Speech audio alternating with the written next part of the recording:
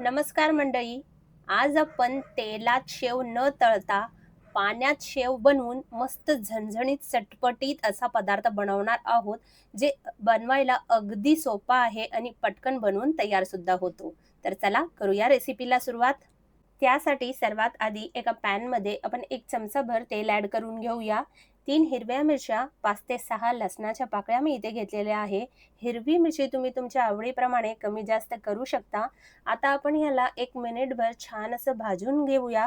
जोपर्यंत हिरवी मिरचीला डाग लागत नाहीये आणि लसणाचे पाकळे आपले मस्त मऊ होत नाहीये, तोपर्यंत आपल्याला हे भाजून घ्यायचं आहे. हे बघा या पद्धतीने. आता त्यानंतर सेम कढाईमध्ये आपल्याला इथे एक 4 ते 5 चमचे इतके सुकं खोबरं घ्यायचं आहे. इथे मी सुकं खोबरं किसून घेतलेलं आहे. आता आपल्याला हे छान मस्त ब्राऊन होईपर्यंत भाजून घ्यायचं आहे.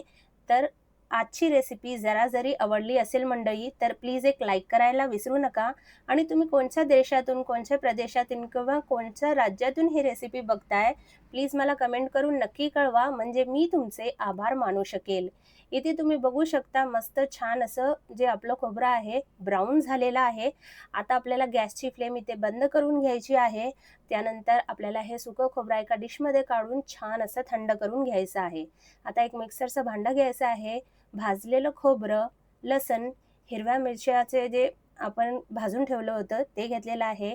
एक मूठभर इतकी आपण कोथिंबीर घेतलेली आहे. सर्वात आधी आपल्याला हे छान मिक्सरमध्ये फिरवून घ्यायचं. त्यानंतर पाणी ॲड करून मस्त मऊ अशी पेस्ट करून घ्यायची आहे. ते तुम्ही बघू शकता. हे वाटण आपलं बनवून तयार झालेलं आहे. आता दुसऱ्या बाजूला आपण एक बाउलमध्ये एक पाव कप इतकं बेसन घेतलेलं आहे. चण्या डाळीचं पीठ म्हणजेच. आता आपल्याला ह्याच्यात पाव चमचा इतकी हळद, अर्धा चमचा इतकं लाल तिखट, चवीपुरतं आपल्याला ह्याच्यात मीठ ॲड करून घ्यायचं आहे. एक पाव चमचा इतकं आपल्याला ह्याच्यात ओवा ॲड करून घ्यायचा आहे. त्याचबरोबर 1 चमचाभर इतकं आपल्याला तेल ॲड करून घ्यायचं आहे. सर्व मिश्रण जे जिन्नस आहे आपल्याला छान मिक्स करून घ्यायचं आहे. पूर्ण हे मिक्स करून झालं, की याच्यात आपल्याला थोडं-थोडं करत पाणी ॲड करून घ्यायचं आहे आणि छान याची आपल्याला पेस्ट तयार करून घ्यायची आहे. तर पेस्ट करताना खूप जास्त आपल्याला घट्ट पेस्ट करायची नाहीये किंवा खूप पातळ सुद्धा करायची नाहीये. अगदी सरसरीत हे बघा या पद्धतीने आपल्याला बेसनाची इथे पेस्ट करून घ्यायची आहे. तुम्ही बघू शकता. आता आपल्याला हे जे मिश्रण आहे हे आपण एका बाजूला ठेवून घेऊया. त्यानंतर जे पॅनमध्ये आपण खोबरं भाजून घेतलेलं होतं, त्याच पॅनमध्ये मी एक 4 चमचे इतकं तेल ॲड करून घेत आहे. तुम्हाला हवं असेल तर इथे तुम्ही तेलाचं प्रमाण कमी सुद्धा करू शकता. मी इथे 4 चमचे तेल ॲड करून घेतलेलं आहे. आता हे तेल व्यवस्थित गरम झालं, की मध्यम आकाराचा कांदा बारीक चिरून आपल्याला ह्याच्यात ॲड करून घ्यायचा आहे. आता कांदा मस्त मऊ होईपर्यंत आपल्याला हे भाजून घ्यायचं आहे. तर तुम्ही इथे बघू शकता हळू करत आपण हे जे कांदा आहे याला भाजून घेतलेला आहे. कांदा छान असं गुलाबी रंग येईपर्यंत आपण हे भाजून घेतलेलं आहे. आता लगेचच आपल्याला याच्यात किसलेला टोमॅटो ॲड करून घ्यायचा आहे. तुम्हाला हवं असेल तर टोमॅटो इथे तुम्ही बारीक चिरून घेतलं तरीही चालेल. मी इथे टोमॅटो किसून घेतलेला आहे. आता आपल्याला हे सुद्धा एक अर्धा मिनिटं इतकं छान भाजून घ्यायचं आहे. इथे तुम्ही बघू शकता गॅसची फ्लेम आपल्याला मीडियम ठेवायची आहे आणि छान भाजून घ्यायचं आहे. एक अर्धा मिनिटं झालेलं आहे. लगेचच आपल्याला जे आपण पेस्ट म्हणजे जे आपण मसाला बनवून ठेवलं होतं, हे मी याच्यात ॲड करून घेतलेलं आहे. याला सुद्धा आपल्याला एक अर्धा मिनिटं छान असं भाजून घ्यायचं आहे. पूर्ण जे मसाले आहे ह्याच्यात मिक्स करून घ्यायचं आहे. हे बघा या पद्धतीने मस्त झणझणीत आणि मस्त चमचमीत अशी आपण आज ही रेसिपी बनवणार आहोत. तर इथे तुम्ही बघू शकता अर्धा मिनिट आपण हे भाजून झालेलं आहे. आता लगेचच आपल्याला ह्याच्यात मसाले ॲड करून घ्यायचे आहे.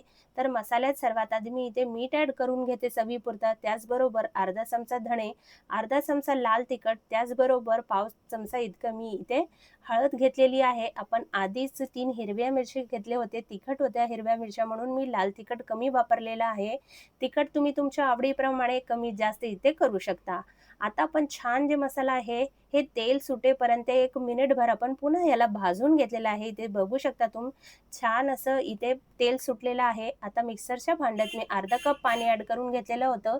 त्यानंतर पुन्हा एक अर्धा कप पाणी ह्याच्यात आपल्याला ॲड करून घ्यायचं आहे आणि छान याला मिक्स करून घ्यायचं आहे. इथे तुम्ही बघू शकता व्यवस्थित हे मिक्स करून झालं की याला छान उकळी आली की आपल्याला हे झाकण लावून एक 2 ते 3 मिनिटं आपल्याला ह्याच्या छान वाफ काढून घ्यायची आहे, म्हणजे जे मसाले आहे ते मस्त शिजतील. आता दुसऱ्या बाजूला मी एक कढई घेतलेली आहे, याच्यावर 1 चमचाभर तेल, अर्धा चमचा इतका जिरे घातलेले आहे.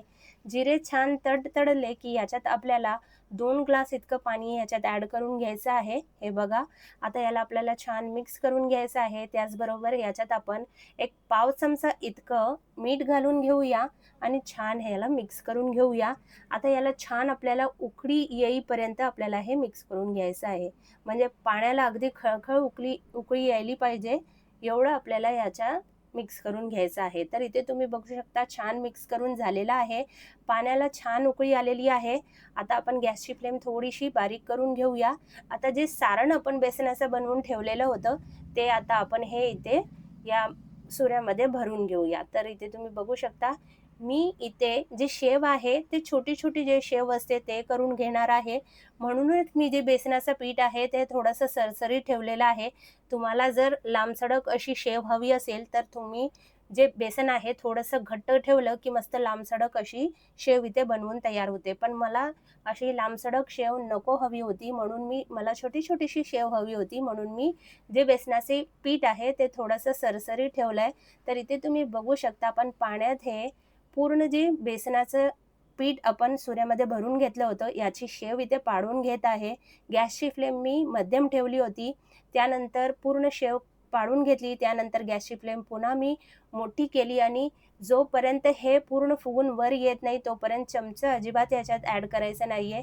एकदा पूर्ण फुलून वर आली, त्यानंतरच आपल्याला हे थोडंसं मिक्स करून घ्यायचं आहे. हे बघा, या पद्धतीने, म्हणजे जे बेसन आहे ते एकमेकाला चिटकायला नको, म्हणजे जे शेव आहे मस्त मोकळी-मोकळी होईल.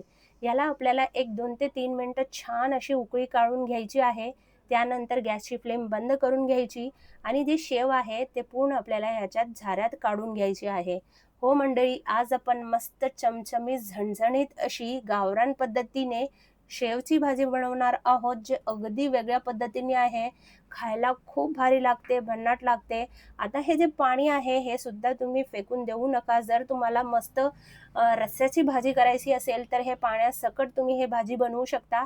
पण मी थोडंसं असं ग्रेव्हीसारखी बनवत आहे, म्हणून हे पाणी मी यूज करत नाहीये. तरीही तुम्ही हे पाणी पीठ मळायला घेऊ शकता. जेव्हा आपण भाकरी करतो किंवा चपाती करतो, हे पाणी तुम्ही ॲड करून जरी चपातीचं पीठ मळलं, तरीही चपाती अगदी मऊ मस्त राहते.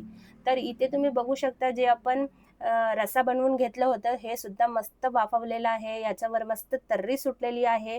मस्त गावरान पद्धतीने आज आपण शेवची भाजी बनवणार आहोत. जे शेव आपण काढून घेतलेली होती, उकळून घेतलेली होती, याच्यात ॲड करून घ्यायचं आणि 2 मिनिटं आपल्याला याच्यात हे शिजवून घ्यायचं आहे. कारण शेव आधीच मस्त शिजलेली आहे आणि जे रस्सा आहे ते सुद्धा आपला मस्त अगदीच तयार आहे. आपण ह्याची सुद्धा मस्त छान वाफ काढलेली होती. फक्त जे शेव आहे याच्यात मसाल्याची चव उतरावी म्हणून आपण 2 मिनिटं वाफ काढून घेऊया. 2 मिनिटांनंतर आपली हे शेवची मस्त गावरान पद्धतीची चमचमीत झणझणीत भाजी बनवून तयार झालेली आहे मंडळी. तर ही भाजी तुम्ही चपाती बरोबर, भाकरी बरोबर किंवा अगदी पाव बरोबर सुद्धा खाऊ शकता किंवा गरमागरम भाताबरोबर सर्व्ह केली तरीही चालेल. तर कशी वाटली आजची रेसिपी मंडळी, कमेंट करून नक्की कळवा. व्हिडिओ आवडला असेल तर व्हिडिओला लाईक करा, शेअर करा आणि सबस्क्राईब करायला विसरू नका. तर चला पुन्हा भेटूया. अशी छान-छान रेसिपी मी तुमच्यासाठी घेऊन येत राहणार आहे. तोपर्यंत मस्त खा, स्वस्त रहा आणि सर्वात महत्त्वाचं म्हणजे आनंदी रहा. धन्यवाद.